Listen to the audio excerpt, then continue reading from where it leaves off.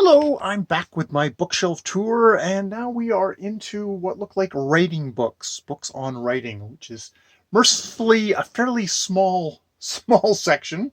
Oh, with a little bit of critical, critical theory in there as well. Let's start off with my Natalie Goldberg's Writing Down the Bones. She is hundreds of books are that are there are hundreds of books are around to tell you how to avoid bad writing. Here's one that tells you how to create good writing. What a pleasant surprise. The secret of creativity, Natalie Goldberg makes clear, is to subtract rules for writing, not to add them. It's a process of uneducation rather than education. Most people are baffled at how to teach this, since teaching and uneducation appears contradictory, but Natalie's experience in Zen meditation, which is essentially a subtractive process, has provided her insights. Proof that she knows what she's talking about is abundant in her own sentences. They flow with speed and grace and accuracy and simplicity. It looks easy to a reader, but experienced writers know it is the hardest writing of all. The simple style of a Zen archer who looks like he's not even aiming, yet sends the arrow after arrow to the bullseye, time after time. And that's Robert Pirsig, author of Zen and the Art of Motorcycle Maintenance, who is a guy who does actually know about his sentences. Yeah, I think I remember this as being like writing like a half an hour a day is like a journal. That idea, I think that's where that is from.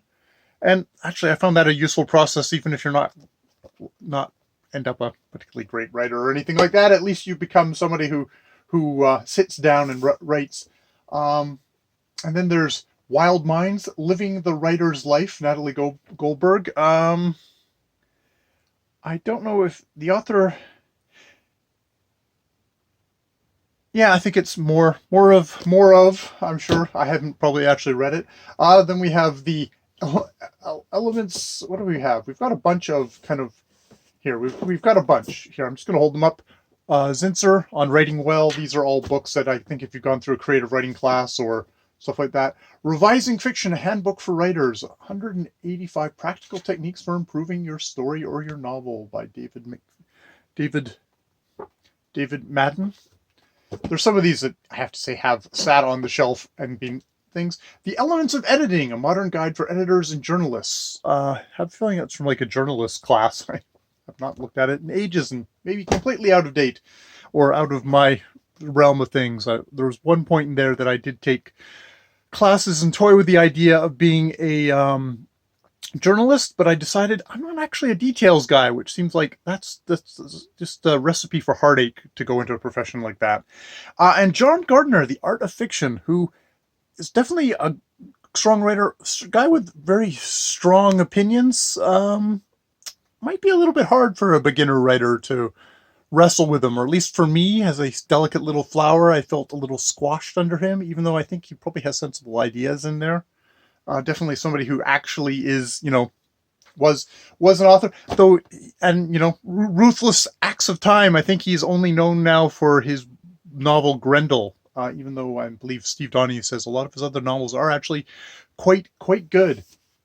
And, okay, let's finish up the other ones. This, which I don't even have a cover for anymore, is an auto-instructional text in correct writing. I can hold that up there.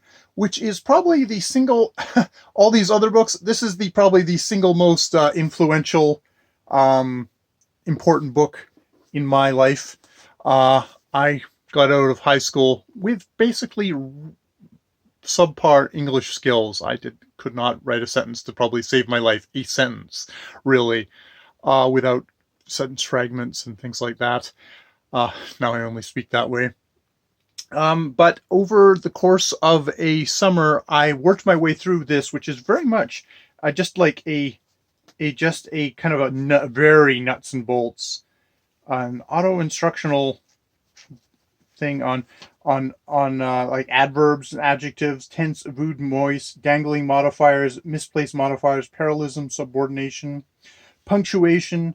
It's all just little exercises of going through. Yeah, there's, you can see my scrolls. I went through this book and just did the exercises in it, and I found that I came out the other side actually being able to, for the most part, write a sentence. I then went on to a community college where a very good teacher taught me how to write an essay, and I was basically set as an English major after that. They might as well just give me my degree then, I guess. Well, to a certain degree.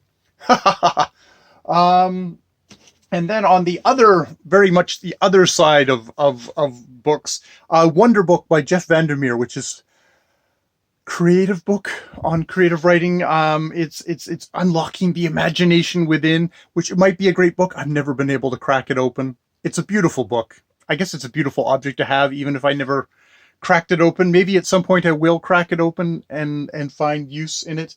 I'm actually a kind of a thuddingly literalist, maybe unimaginative fellow, so maybe it isn't even the book for me. Even though I really love Jeff Vandermeer's writing, he is best known as a weird sci-fi guy, or weird sci-fi.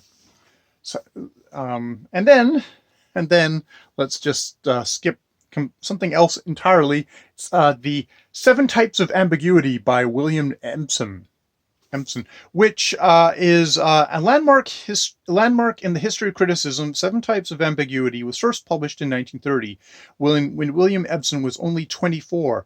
It was immediately hailed as a masterpiece, although critics have previously noted the intermittent and playful aspects of ambiguity in literary language. The term itself only entered into the critical lexicon after the publication of Empson's landmark study.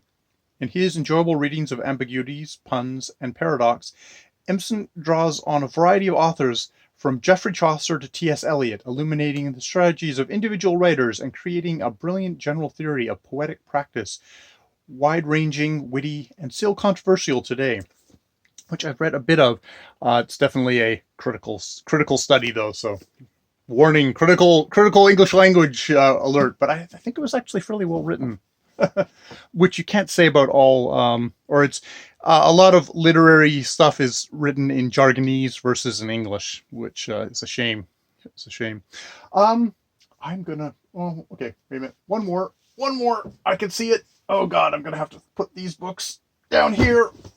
Let's get through all of my, at least a big hunk, and then we have the Writer's Digest Handbook of Short Story Writing, which I have a feeling, which is preface by Joyce Carol Oates, which is like, a thing. Here's a collection of the most helpful articles from Writer's Digest magazine covering every aspect of short story writing technique. Inside, you'll find answers to these and other questions. How can I make my characters believable? Is dialogue the same as talking? I can't write anything unless the inspiration hits me. What difference does it make whose viewpoint I use in telling a story? What do you mean I've overlooked conflict? And I'm always uncertain how long to make my scenes. Is there a rule of thumb? Every writer, from beginner to professional, will find ideas, guidance, and encouragements in this useful book. So yes, I don't dismiss Writer's Digest. They can have quite a compendium of good and practical advice for writers out there, and sometimes you just need that nuts and bolts. Let's strip away the poetics. We are the great literary mind who is being interviewed by the fawning author. It's like, no, okay, look, I don't have conflict in my story. How long should I make this scene? Is dialogue the same as talking? I don't know.